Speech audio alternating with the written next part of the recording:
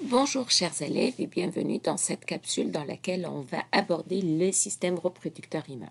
Tout d'abord, le système reproducteur humain, en fait, ou tout simplement appelé appareil génital, est un ensemble d'organes qui va permettre tout d'abord la sexualité, la reproduction sexuelle, la synthèse d'hormones sexuelles et la miction. Les hormones sexuelles, ce sont des substances qui vont permettre l'apparition des caractères sexuels secondaires, mais aussi que notre système reproducteur fonctionne à l'adolescence ou à la puberté. Et la miction, c'est-à-dire c'est l'action d'uriner. On va commencer tout d'abord par définir que le système reproducteur, que ce soit chez l'homme ou chez la femme, renferme des organes internes et des organes externes. Ça veut dire quoi? Des organes internes, ils sont à l'intérieur du corps, ils sont invisibles de l'extérieur, alors que les organes externes sont visibles à l'extérieur du corps. Commençons par l'appareil reproducteur chez l'homme et je commence par les organes externes. On va regarder tout d'abord de quoi il est composé le pénis. On va retrouver tout d'abord le corps caverneux.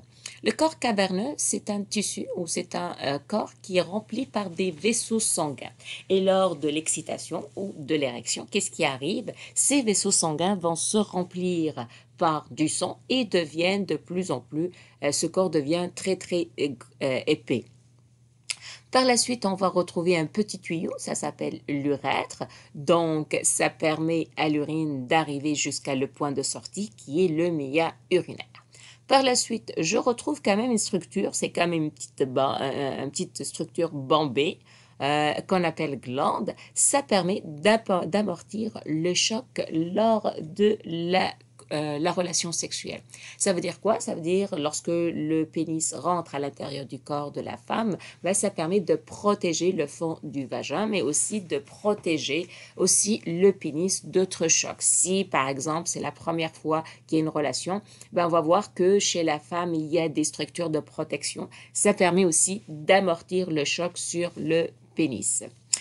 On va retrouver aussi par la suite un petit repliement de peau, un petit tissu qui couvre le gland, s'appelle le prépuce et ça sert pour la protéger. Tout ça forme ce qu'on appelle le pénis ou le berge.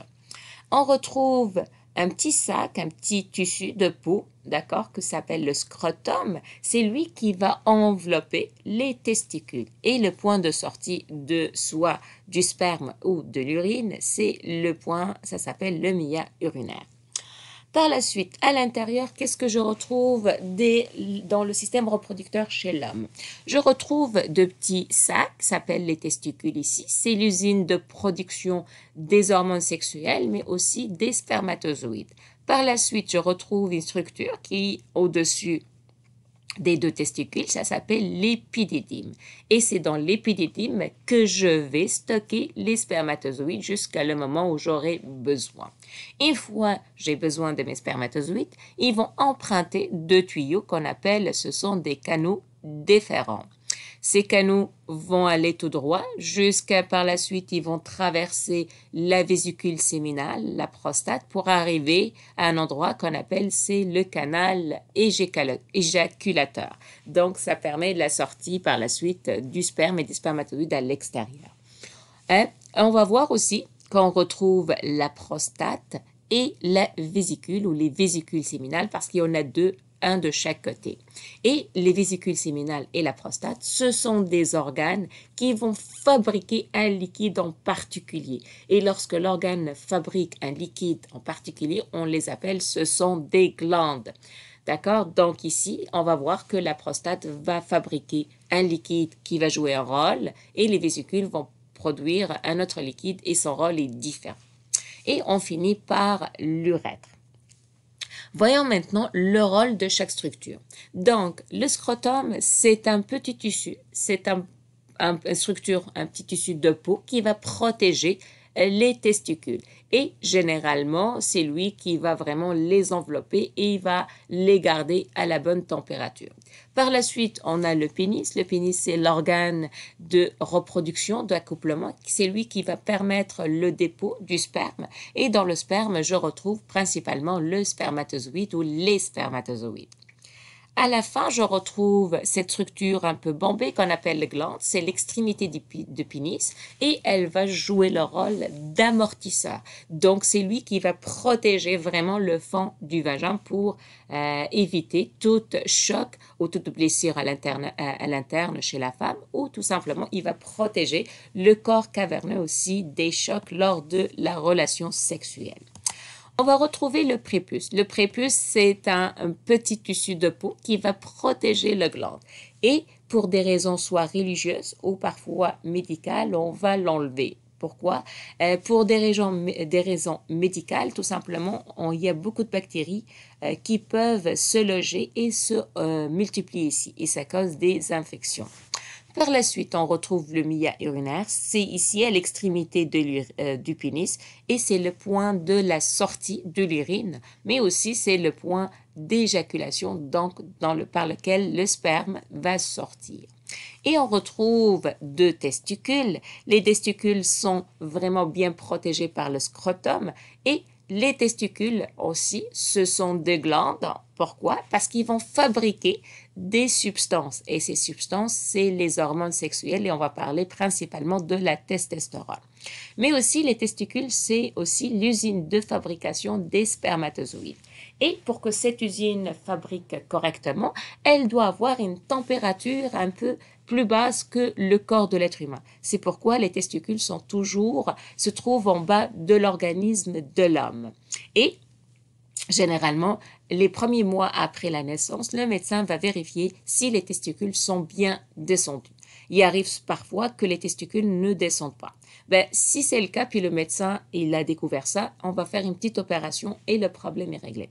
Mais ça arrive souvent que parfois les parents n'amènent pas l'enfant chez le pédiatre et par conséquent, on n'arrive pas à voir ou à vérifier si les testicules sont bien descendus. Et à ce moment, qu'est-ce qui arrive? Il reste en haut, la température très élevée et les cellules souches qui vont permettre de donner les spermatozoïdes plus tard vont mourir. Plus tard, on va retrouver les épididymes. Les épididymes, c'est une structure qui se trouve au-dessus des testicules et son rôle, c'est de conserver les spermatozoïdes jusqu'à l'éjaculation. Par la suite, on retrouve les canaux déférents. Ce sont des canaux, des tuyaux qui vont permettre aux spermatozoïdes de quitter l'organisme et de se diriger vers l'éjaculateur lors de la relation sexuelle ou tout simplement lors de l'expulsion des spermatozoïdes, tout simplement. Parfois, il arrive que l'épididyme aussi souffre d'une inflammation. Donc, cette inflammation, elle est due d'une infection bactérienne et la personne doit prendre des antibiotiques pour traiter cette maladie. On finit, pas pour finir, on va continuer avec la prostate et la vésicule ou les vésicules séminales. Donc, ce sont 2 glandes, ce sont 2 organes qui vont fabriquer chacune un liquide. La prostate, le liquide qui va être fabriqué va faire partie du sperme, alors que la vésicule ou les vésicules séminales, ils vont fournir un liquide qui va permettre de nourrir les spermatozoïdes. Par la suite, on retrouve le canal éjaculateur, donc c'est un tuyau par lequel les spermatozoïdes vont rejoindre l'urètre et on va retrouver une autre structure qu'elle n'était pas apparue dans les autres dessins, c'est la glande de Cooper. La glande de Cooper, on appelle glande parce que c'est un liquide, c'est un organe, je m'excuse, qui va fabriquer un liquide et ce liquide va neutraliser l'acidité du vagin de la femme pour faciliter la survie des spermatozoïdes. Et on retrouve l'urètre. L'urètre, c'est lui qui va permettre la sortie du sperme ou de l'urine. Ce que vous devez savoir, c'est que les organes génitaux externes sont essentiels à la copulation et la copulation, elle va permettre la reproduction et l'avoir des descendants pour l'être humain.